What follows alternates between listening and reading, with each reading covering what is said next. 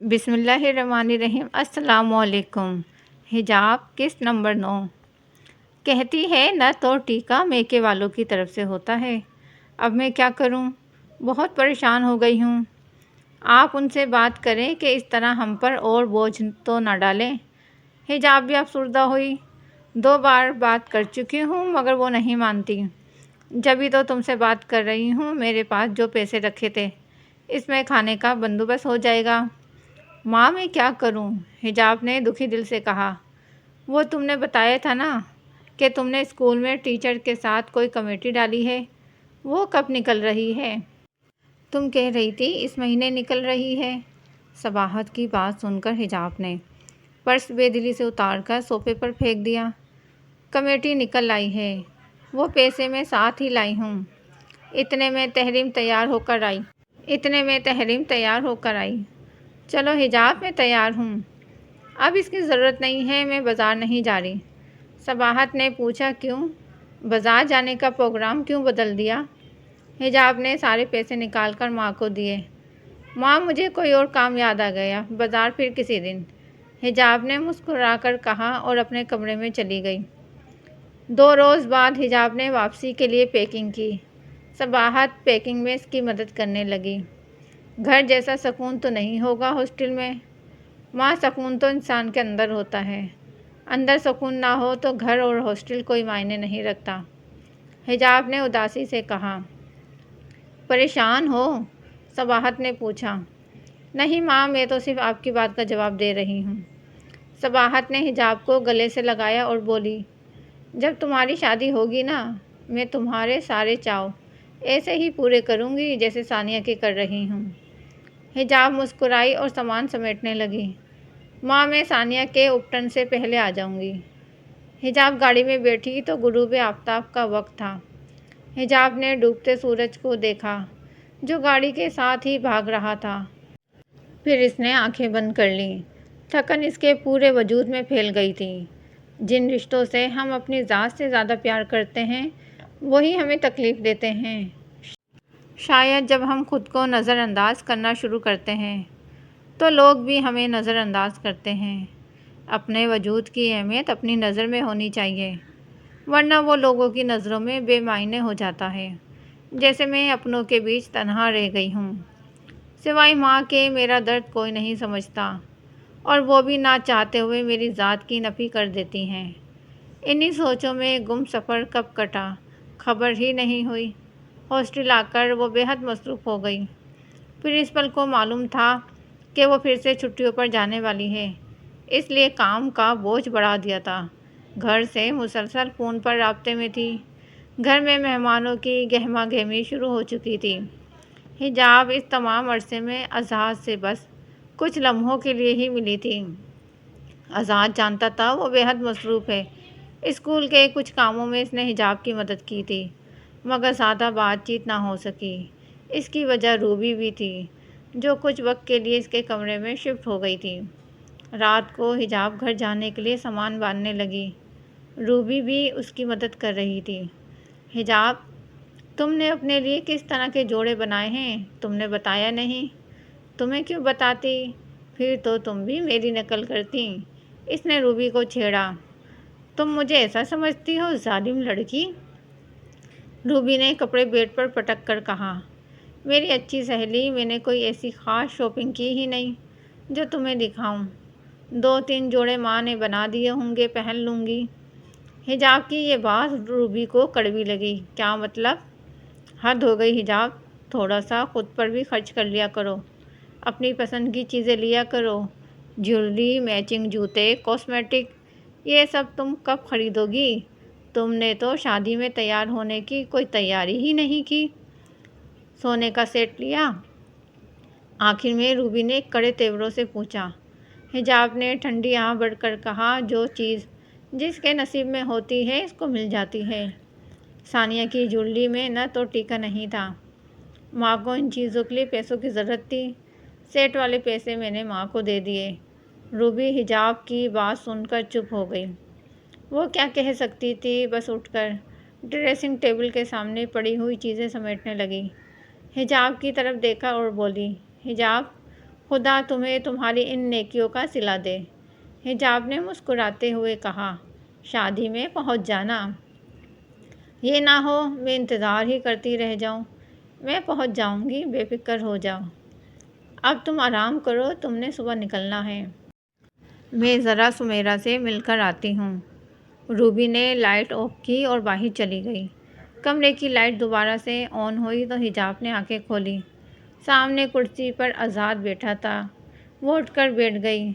میں کل گھر جا رہی ہوں۔ ثانیہ کی شادی کے لیے تمہارے لیے کچھ چیزیں لایا ہوں۔ پتہ نہیں تمہیں پسند آئیں گی بھی یا نہیں۔ آزاد نے دوسری کرسی پر رکھے تھیلے بیڈ پر حجاب کے سامنے رکھے۔ آزاد، کیا ہے یہ سب؟ حجاب نے حیرت سے تھیلے کھولے۔ اس کی آنکھیں حیرت سے پھیل گئی تھیں۔ بے حد خوبصورت جوڑے تھے، نفیس نرم کپڑے اور خوبصورت دلکش کام، شہزادیوں والے کپڑے تھے۔ ایسے کپڑے تو وہ اکثر ڈراموں میں شہزادیوں کے دیکھا کرتی تھی۔ جگمگاتے موتی اور خوبصورت رنگوں کے لباس بیڈ پر جگمگا رہے تھے۔ حجاب حیرت اور شوق سے ایک ایک جوڑا دیکھتی رہی، اور آزاد اسے۔ بہت قیمتی اور خوبصورت لباس تھے۔ ایسے خوبصورت لباس تو ثانیہ کے جوڑوں میں بھی نہیں تھے۔ حیرت کی بات کہ لباس کی فٹنگ اور ناپ حجاب ہی کی تھی۔ یہ تو بہت خوبصورت تھے۔ کہاں سے آئے ہیں یہ کپڑے؟ تمہارے سسرال سے۔ حجاب ہنس پڑی۔ تم ثانیہ کی شادی میں یہی کپڑے پہننا، اور ہاں یہ جیولری۔ آزاد نے دوسرا شوپر کھولا۔ حجاب کی آنکھیں پھٹی رہ گئیں۔ اسے جیولری کی زیادہ پہچان تو نہیں تھی، مگر جو بھی اس کے سامنے پڑا تھا، اس جیولری سے پورا کمرہ جگمگا رہا تھا۔ اس کی آنکھوں میں آنسو آ گئے۔ آزاد، یہ سب بہت خوبصورت ہے، مگر میں یہ نہیں لے سکتی، پلیز۔ مجھے یہ سب بہت اچھا لگ رہا ہے، مگر تمہیں پتہ ہے میں سارے پیسے ماں کو بھیج دیتی ہوں۔ میں گھر والوں سے کیا کہوں گی کہ یہ سب کہاں سے آیا؟ کہہ دو نا کہ سسرال سے آیا ہے۔ آزاد، حجاب نے بے بسی سے کہا۔ اوہ حجاب، میں سوچ رہا تھا کہ تم خوش ہو جاؤ گی، تم پریشان ہو گئی یار۔ تم میرے لیے یہ سب کیوں لائے ہو؟ شادی ثانیہ کی ہو رہی ہے، تحفے اسے ملنے چاہیے۔ حجاب نے ہنس کر کہا، ہونا تو یہی چاہیے تھا کہ میں ثانیہ کے لیے تحفے لاتا، مگر تمہاری ماں کی جو میرے ساتھ خصوصی دشمنی چل رہی ہے تو ڈرتا ہوں ان سے۔ ثانیہ کے اچھے نصیب کی بہت دعائیں مانگتا ہوں رب سے۔ بس اب تو ثانیہ کا بھائی دعاؤں کا تحفہ ہی دے سکتا ہے۔ حجاب نے پریشانی سے ساری چیزوں کو دیکھا۔ آزاد، میں یہ سب چیزیں گھر نہیں لے کر جا سکتی، اور یہ جیولری تو بہت قیمتی ہے، یہ تو ہرگز نہیں۔ میں خفا ہو جاؤں؟ آزاد نے پوچھا تو حجاب مسکرائی۔ وہ تم نہیں ہو سکتے مجھ سے، یہ دھمکیاں کسی اور کو دینا۔ اچھا میں ایسا کرتی ہوں، کپڑے رکھ لیتی ہوں۔ وہ بہانہ تھوڑا آسان ہے، مگر جیولری نہیں، پلیز اس کو تم اپنے پاس رکھ لو۔ یہ میری ہے، بس تم اب فی الحال اپنے پاس رکھو، میں پھر کبھی تم سے لے لوں گی۔ اور تم نے جو جھمکے اور کنگن دیے تھے میں وہ پہن لوں گی، اب صحیح ہے؟ حجاب آزاد کا دل بھی نہیں توڑنا چاہتی تھی اور مجبور بھی تھی۔ آزاد نے مسکرا کر کہا، منظور۔ کنگن سے یاد آیا، تم وہ پہنتی کیوں نہیں ہو؟ آزاد، میں اس سے ڈر گئی تھی، اس رات کچھ عجیب سا ہوا تھا۔ حجاب نے دھیرے سے کہا، آئندہ نہیں ہوگا، پہنا کرو اسے، شہزادی ہو تم۔ ہاں ہاں اچھا صحیح۔ حجاب دیر تک ہنستی رہی۔ آزاد بھی جان بوجھ کر اسے تنگ کرتا رہا اور دونوں ہنستے رہے۔ روبی کے آنے کی خبر دے کر آزاد چلا گیا، اور حجاب نے جلدی سے آزاد کے لائے لباس بیگ میں بند کر دیے۔ روبی جب اندر آئی تو ہوا میں سونگھ کر بولی، کتنی پیاری خوشبو ہے حجاب، تمہیں محسوس ہو رہی ہے؟ حجاب مسکرائی۔ آزاد کے جسم سے ایسی ہی خوشبو آتی تھی جو اس کے جانے کے بعد بھی کچھ لمحوں تک محسوس ہوتی تھی۔ آزاد کے لائے ہوئے کپڑوں کے بارے میں سوچنے لگی۔ وہ اسے بے حد پسند آئے تھے۔ وہ یہ سوچ سوچ کر خوش ہو رہی تھی کہ وہ یہ خوبصورت لباس پہنے گی۔ ایسے کپڑے تو پورے فنکشن میں کسی کے نہ ہوں گے۔ وہ مسکرائی۔ حجاب جب گھر میں داخل ہوئی تو سامنے ہی اس کے سارے رشتہ دار اور کزن بیٹھے تھے۔ اس کی آنٹی نے گلے لگاتے ہوئے کہا، شادی کا کارڈ ملا تو میں سمجھی تمہاری شادی طے ہو گئی ہے۔ ہمیں کیا معلوم تھا کہ صباحت کی عقل پر پتھر پڑ گئے، جو بڑی بیٹی ہوئی ہے اور چھوٹی کی شادی طے کر دی۔ پھپھی تو گلگیر لہجے میں بولی، اب کون میری حجاب کی ڈولی لینے آئے گا؟ صباحت نے سب کو غصے سے گھور کر کہا، بچی تھکی ہوئی آئی ہے، اس کو بیٹھنے تو دو۔ کیا اول پول بولنے لگے ہیں سب، حجاب اندر جاؤ کمرے میں۔ صباحت نے اس کا سامان اس کے کمرے میں بھجوایا۔ تھوڑی دیر بعد وہ خود بھی کمرے میں آئی۔ حجاب، رشتہ داروں کی باتوں پر اداس نہ ہونا۔ ان لوگوں نے کبھی پلٹ کر ہماری خبر تک نہیں لی کہ ہم کس حال میں جی رہے ہیں، اب طعنے دینے آ گئے ہیں۔ ثانیہ کے سسرال والوں کے سامنے بھرم رکھنے کے لیے میں نے ان سب کو بلایا، ورنہ یہ لوگ اس قابل ہے نہیں۔ ماں کیا ہو گیا ہے، پلیز غصہ چھوڑ دیں، خوشی کا موقع ہے، پچھلی باتیں یاد نہ کریں۔ مجھے تو اتنے سالوں بعد ان سب کو دیکھ کر خوشی ہو رہی ہے۔ لوگ تو باتیں کرتے رہتے ہیں، آپ کس کس پر غصہ کریں گی؟ پرواہ نہ کریں کسی کی بھی۔ حجاب نے ماں کو پانی پلایا۔ صباحت نے اسے گلے لگا کر کہا، مجھے معاف کر دو میری بیٹی، نہ چاہتے ہوئے بھی تمہاری حق تلفی ہو گئی مجھ سے۔ ماں پلیز ایسی باتیں نہ کریں، آپ کا ہر فیصلہ صحیح ہوتا ہے، مجھے آپ سے کوئی شکوہ نہیں ہے۔ بہت بھوک لگی ہے ماں، جلدی سے کھانا دے دیں۔ صباحت نے کھانا لگوایا، پھر اپنا پرس کھولا۔ حجاب دیکھو میں تمہارے لیے کیا لائی ہوں، تمہارے لیے لیا ہے، بتاؤ کیسا ہے؟ صباحت نے اسے ایک چھوٹی سی ڈبیا پکڑوائی۔ یہ کیا ہے ماں؟ حجاب نے ڈبیا کھولی تو اس میں بہت خوبصورت سونے کا چین لاکٹ تھا۔ حجاب کی آنکھیں بھر آئیں، ماں یہ تو بہت خوبصورت ہے، پہن کے دکھاؤ۔ صباحت نے حجاب کو لاکٹ پہنایا۔ ماشاءاللہ بہت پیارا لگ رہا ہے تم پر۔ حجاب نے خود کو آئینے میں دیکھا، واقعی یہ لاکٹ بہت خوبصورت ہے اور بیش بہا قیمتی بھی، کیونکہ یہ میری ماں کا تحفہ ہے۔ اس نے لاکٹ کو اپنے ہونٹوں سے لگایا۔ اسی دوران ثانیہ کمرے میں آئی۔ تم بھی حجاب غیروں کی طرح ٹائم پر آئی ہو۔ حجاب نے آگے بڑھ کر اسے اپنی باہوں کے حصار میں لیا۔ تمہیں تو پتہ ہے چھٹی کتنی مشکل سے ملتی ہے، رہنے دو، تم ویسے بھی خوشیوں سے بھاگتی پھرتی ہو۔ ثانیہ نے اس کے بازو پیچھے کیا تو نظر لاکٹ پر پڑی۔ اتنا پیارا لاکٹ یہ کب لیا؟ حجاب نے مسکراتے ہوئے لاکٹ چھو کر کہا، یہ مجھے ماں نے دیا ہے۔ وہ خود کو آئینے میں دیکھ رہی تھی۔ لاکٹ اس کی گوری گردن میں دمک رہا تھا۔ ماں تمہارے لیے قیمتی چیز لیتی ہیں ہمیشہ، مجھے تو یہ انہوں نے دکھایا بھی نہیں۔ میں نے بھی ان سے ایک لاکٹ بنانے کے لیے کہا تھا، انہوں نے صاف انکار کر دیا۔